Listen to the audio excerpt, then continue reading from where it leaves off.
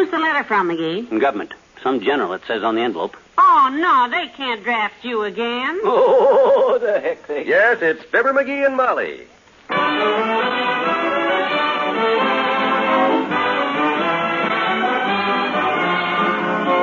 Every night, Monday through Friday, NBC brings you the Fibber, McGee, and Molly program, transcribed, written by Phil Leslie and directed by Max Hutto.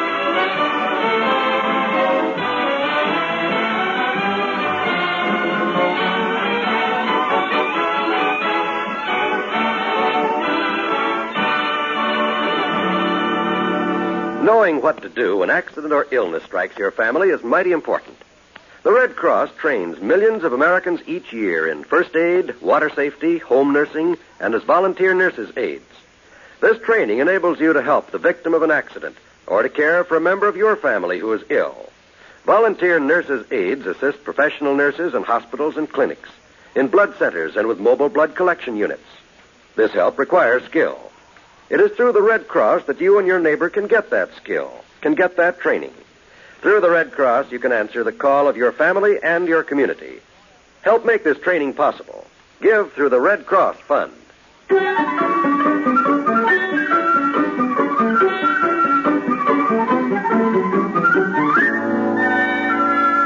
go ahead, McGee. Open the letter. Which general is it from? The Postmaster General, kiddo.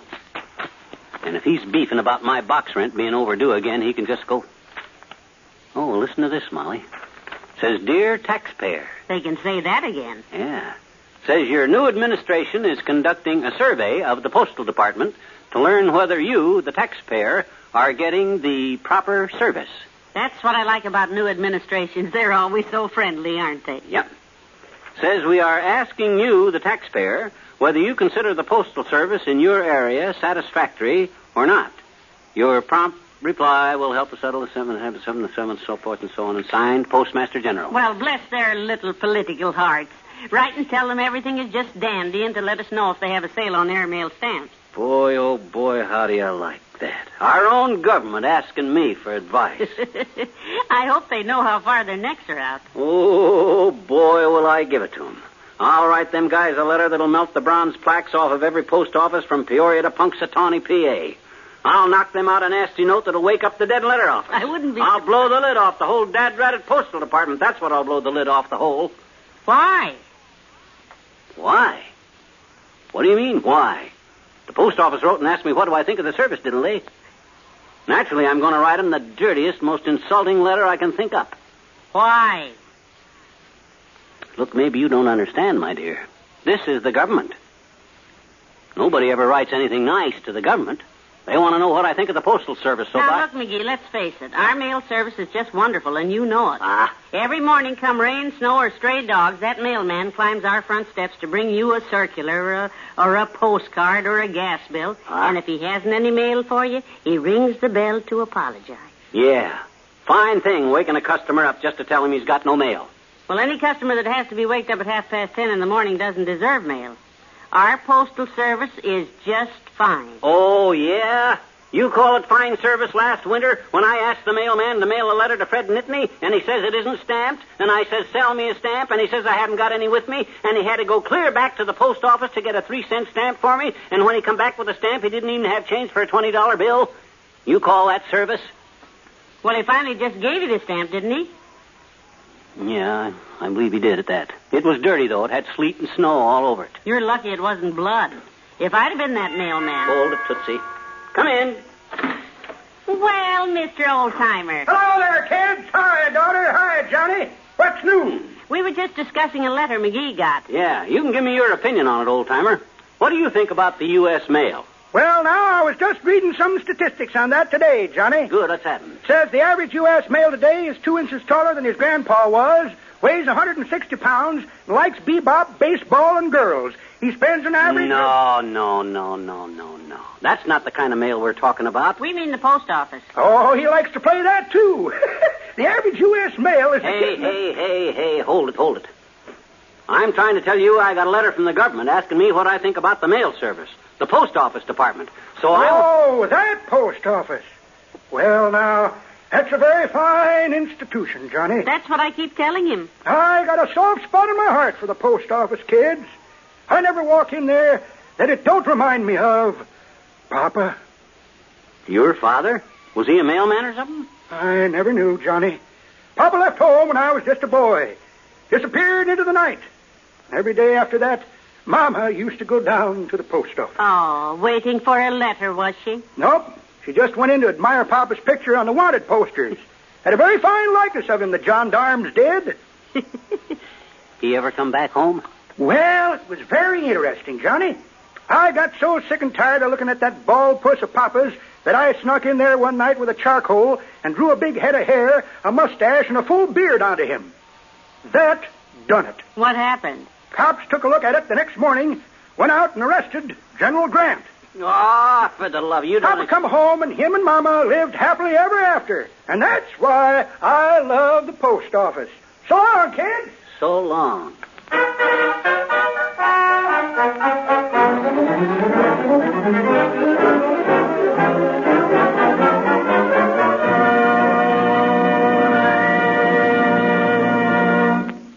At least once a day, you probably hear the old saying, it takes all kinds of people to make a world. That could very easily be changed to, it takes all kinds of people to make a community. In your community, there are people of different races, creeds, and nationalities. Each of them has something to give to the community, his strength, skill, or knowledge to make it a better place. When you let racial or religious prejudice influence your community life, it's yourself that you're cheating. It's your country's good name that you're tampering with. Let's read the old saying this way. It takes all kinds of people to make a community or a nation strong.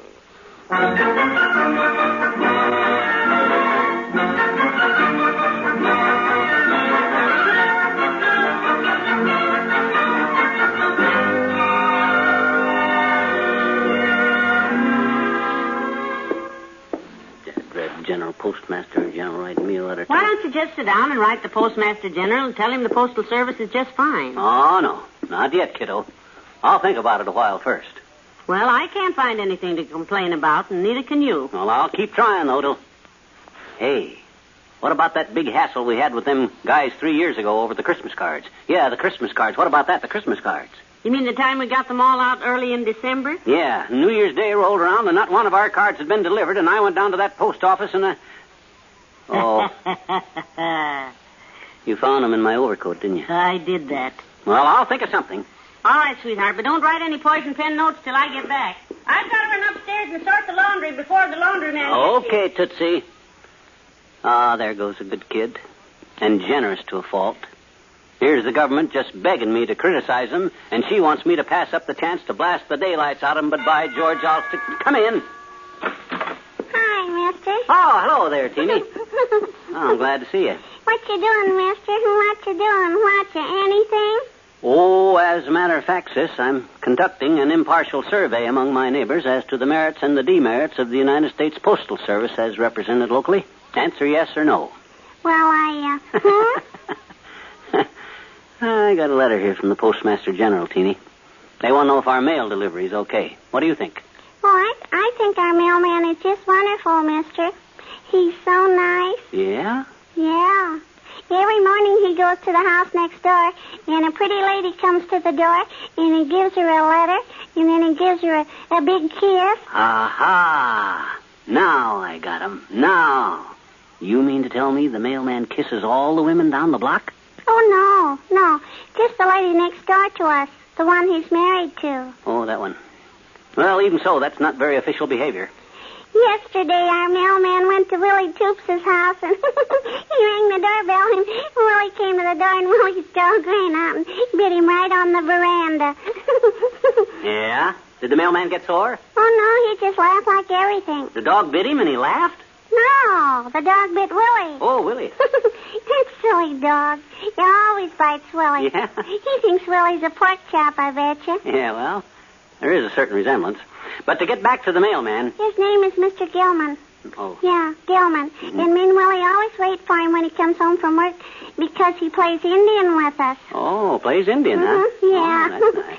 Willie's the big chief and I'm the papoose, and Mr. Gilman is the squaw. Oh. And he lets me ride in his mail pouch all around the block, and boy, does it ever get stuffy in there. Yeah, man. Well, I can see I'm not getting anywhere with you, sis. I just hate to pass up a chance to blow the lid off of this. Oh, there he goes now, mail on the way home. Who? Hey, Mr. Gilman. Oh. It's me, Teeny. Can I ride home with your mail car? Oh, boy. Doggone it, this is very discouraging. Here I get the chance of a lifetime to tell these guys... Who is here, McGee? Oh, that kid down the street. I still think she's a midget.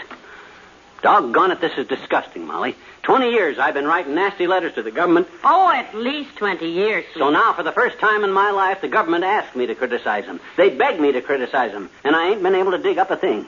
But by George, I'll think of something to beep about if it takes me the rest of... Howdy, McGee. You home? Oh, yes, come on in, Dr. Gamble. Well, afternoon, my dear. Hello, Grouch Puss.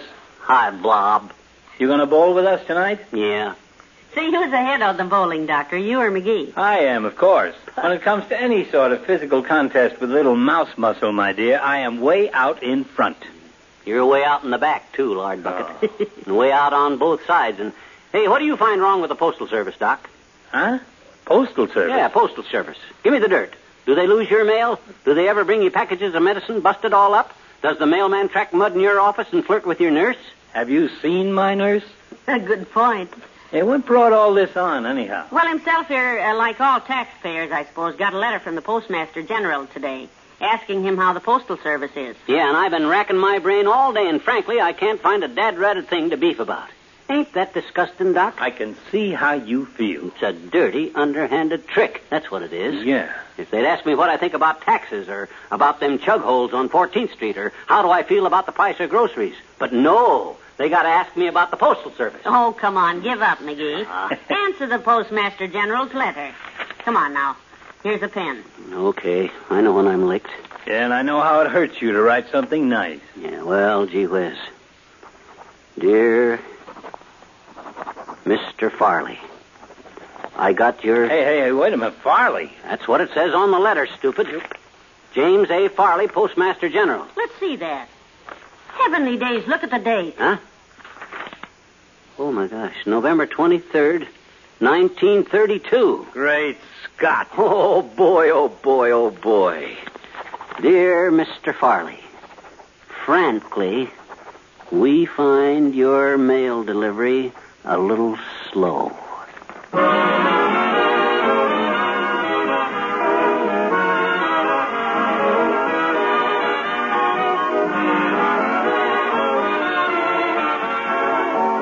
Fibber and Molly will be back in a moment. The old expression, it's a small world, has new meaning today. The world has grown even smaller. With modern long-range aviation, enemy planes could reach the United States in a matter of hours. Of course, our nation has taken steps to protect us. There's an extensive radar network to detect the approach of planes. But radar can't do the entire job. That's up to us as individual citizens. Right now, the Air Defense Command needs 300,000 more volunteers for its Ground Observer Corps. Write or phone your nearest Civil Defense Center. Or write Ground Observer Corps, Air Force, Washington 25, D.C.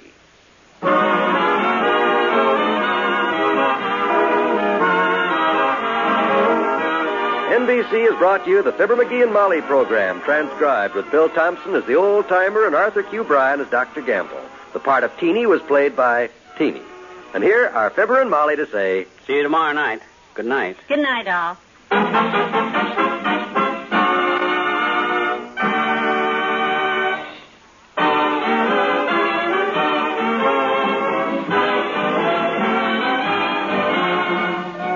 This is John Wald inviting you to be with us again tomorrow night for another visit with Fibber, McGee, and Molly. Just for laughs, listen to Can You Top This next on the NBC Radio Network.